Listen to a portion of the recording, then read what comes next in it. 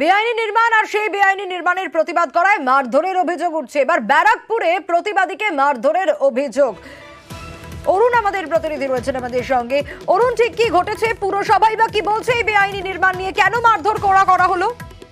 দেখো, ছোট্ট একটা বাড়ির পাশে যদি একটা বড় বাড়ি ওঠে, সেই বড় বাড়ির সমস্ত নোংরা কিন্তু সেখানে ফেলা হতো এবং সেই ঘটনার প্রতিবাদ করায় সেই প্রতিবাদী যিনি ছিলেন এক্স হরিপদ শঙ্কর প্রসাদ, তাকে কিন্তু বেধড়ক মার করা হয়। তাকে শুধু নয়, তার দুটো মেয়ে থাকে তার সঙ্গে, তাদেরও মারধর করা হয় এবং কি হুমকি দেওয়া হয়। পরে যদি তাদের বেশি কিছু প্রাণ নাশের হুমকি দেওয়া হয়, তারা কিন্তু ব্যারাকপুর থানায় অভিযোগ দায়ের করার পরও এখনো পর্যন্ত কিন্তু পুলিশ কোনো রকম ব্যবস্থা নেয়নি। পৌরসভার যে প্রধান হচ্ছেন মলয় ঘোষ, তিনি বলেছেন যে তিনি যদি তার কাজের সব ব্যবস্থা আমাদের কাছে করেছেন, তিনি যদি এই ঘটনা সত্যি হয়ে থাকে উপযুক্ত ব্যবস্থা নেবেন এবং যাতে তারা নিরাপত্তা পায় সেই ব্যবস্থা তিনি করবেন বলে জানিয়েছেন। বেশ অরুণ। সকাল 9টা থেকে নিয়ে স্যার রাত্রির 1টা পর্যন্ত স্যার মানে দল নিয়ে স্যার বসে নোংরা গালাগাল করে স্যার। আর সেরকম বউও স্যার নোংরা গালাগাল করে স্যার।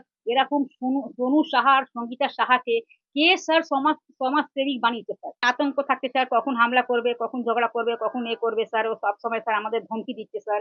একবার তো মেরে হসপিটালে পাঠিয়েছিলাম, তোর বোন হসপিটালে ভর্তি ছিল, আবার পাঠাবো, এবার মেরেই দেবো তোদের।